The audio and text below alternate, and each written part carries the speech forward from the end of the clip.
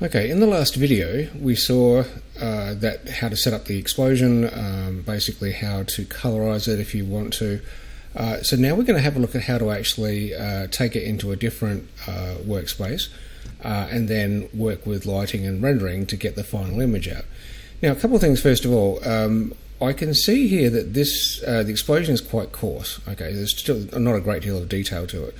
And one of the things that we said that we could do to make this a little better is if I just jump into here, then we said that this pyro node here was what actually controlled the quality. And the quality is determined by this thing that says voxel size. So what is that? Well, remember that this explosion is made up of tens of thousands and sometimes millions of these voxels, which are like cubes that hold information like density and temperature and fuel. And it's the voxels that get shoved around by different fields that makes this thing work. Okay, so in much the same as a real firework, so does this. So what we do is that we can actually make this smaller or bigger. So I'll just grab one of these and I'll type in quality. And the quality is determined by the voxel size. We'll go voxel size. Oops, size. Okay, so I will just make that a bit smaller and just pop this over here. So anytime you need to make this bigger or smaller, you just go straight to the pyro node. So what I'll do is that if I were to make this bigger, so 0.5, let's just say, add that, and then I will rewind. What you'll notice now is that it simulates quicker, but it's really blocky and horrible, got no detail, it's just, yuck. But it renders quickly. So that's the advantage of having this go up and down. So if I go back to 0.1, and then again I'll just rewind, hit play to update the viewport. Okay, so we've got much more detail now, which is what we want. Okay. However, for production, this is nowhere even close to what we need. So at the moment, the way you tell how many voxels there are, if I just go up and go back into my ground explosion node, if you have a look at this node here, this is the pyro burst node, and if you select that and here like this, it's going to tell you at the moment with that 0.1 quality we had with the voxel size, then we are getting 10 million voxels, okay, at frame 5, and it just keeps going up. So you can start to pull some really big numbers. So if I go back into here, select pyro, and then instead of me trying to guess what half or a quarter or a third of this value, you just type it in by division. So let's say we'll go divide by maybe say 2. So that's half the size, which means that these voxels are more squished together, which means the resolution is higher. So if you want to see what that works out to, if you can't do that in your head, you click on the word voxel size, and that will give you half of 0.1 is 0.05, of course. And now that's easy, but if you go say like a third, what's that? Well, it's a bit harder to figure out in some cases. So you just get these values, and if you want to check your answer, you just do that. Okay, so I will rewind, and I'll hit play, and I'll go back up and check how many voxels we're getting. You can see now it's taking a lot longer to roll through. It's okay. And I'll stop it after this frame. So frame 4, hopefully it stops there. And you can see down the bottom, this is trying to calculate everything it needs, but now you can see that the quality is much higher and you're getting much more detail all around here, which is what you want. But to see how much that's actually giving us, remember at 0.1 it was giving us 9 million. So I'll just stop that. The way that you can stop this as well, just by hitting escape, but I'll let it simulate this one. Okay, so there we've got this one. So I'll jump into this network here and have a look, and now you can see we've got 200 million voxels. So just by dropping it down to 0.033, you significantly increase the volume of voxels that are there. So again, don't go crazy. There is a value even in production that you just can't keep going down and down because you're not happy with the quality. At some point, when it looks good, it is good. Now that's something you have to learn. Alright, so I'll go back up. I'll jump back in here. I'll just go by 2 because I think that's a bit kinder on my machine. So let me just rewind that.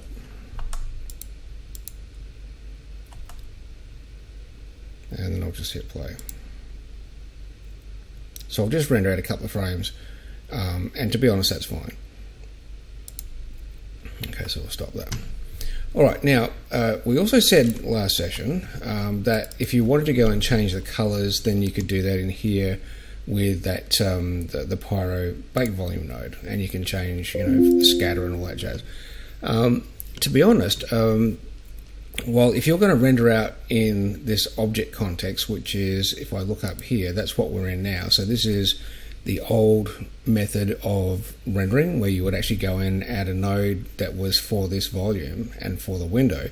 A better way to do it these days, and which most studios are now turning to, is to use a context called Solaris. Now, we're looking at Solaris in depth in a couple of weeks, so don't be too worried about this if you're following before we've done it. That's okay, you can just follow exactly what I've done, and that is absolutely fine.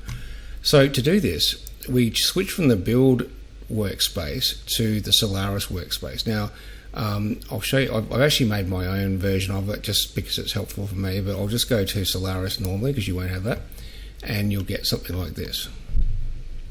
Now, sometimes when you switch, this doesn't always switch with it, which it should, but sometimes it doesn't. So what we need is, we need this stage thing, okay, and this is the Solaris workspace. So again, up here, there's all these different workspaces for animation and rendering and physics and all the rest of it. Solaris is the finishing section of Houdini now, okay, and this is what they want you to work in pretty much. Now, yours may look like this. It might be, cut out that way, and it might also be, squashed over like that. This view drives me insane because you can't get to things easily and you're constantly scrolling up and down. So what I do is that I hit my Alt key down and just click this once, left click, and then I make sure that the node graph and the properties bin look like this, so that between the other context and this one, they're exactly the same. And plus we set up Nuke like this anyway, so that's fine. Okay, right, cool. So what do? Well, first of all, we need to get, if I just jump back here, you can leave this as it is, but if I jump back to the build desktop, so what I need to do is I need to get all of this scene in here into our new workspace. Okay, so that's the idea. And as a matter of fact, while I'm here, I might put a ground in. So I'll just hit Tab. I'll make a grid. Almost type plain.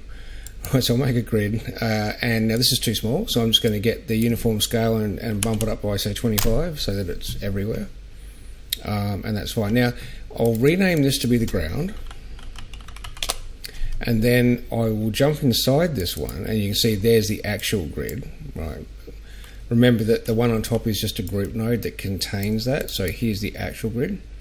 I'm just going to put a UV projection node on that, and that's just to make sure that textures go into it properly. So I'm going to hit Tab, I'm going to type out UV project, there it is, and all I then have to do is just make sure that we set the display flag to there, and we're done. That's all we need to do. So now Houdini knows how to map this with a 2D texture when we take it into a different space. Alright, cool, so there's that, and that's it.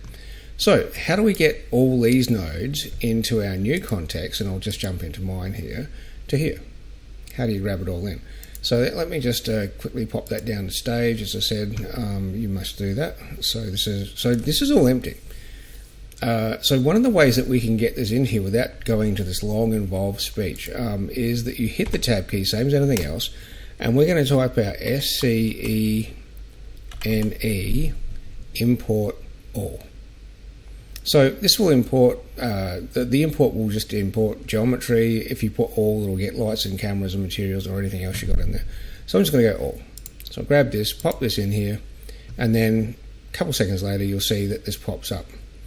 Now this is all the same information. Everything you see in Solaris is the same information. It's just a bit more detailed and laid out a little differently to make it easy for big studios. So this is what the workflow is intended for.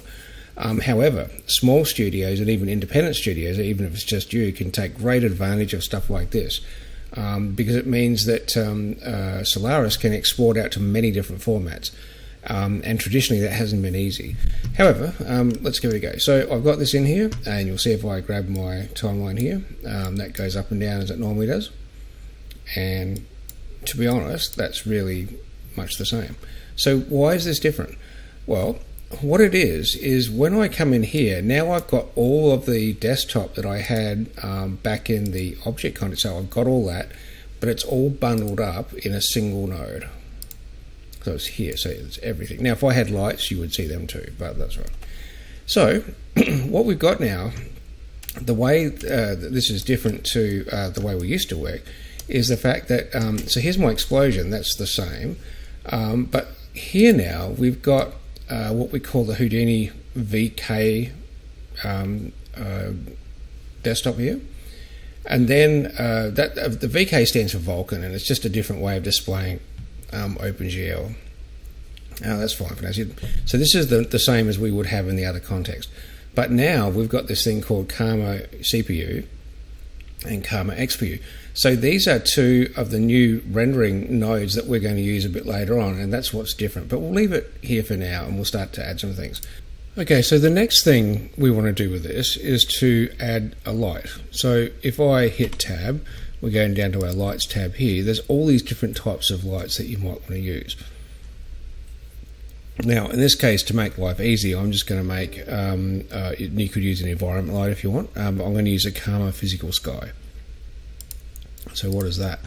Well, it's one of these little handy nodes that they do have in the other context, but this is how we use it here. So I'll just turn this one on so that we can see the result of that. So this physical sky allows you to obviously change the intensity and exposure, of course. The angular sky, I'm going to put that down to 0.2 just for now. I'll talk about what this does later on. But this is to make rendering a bit quicker. And then we have the altitude.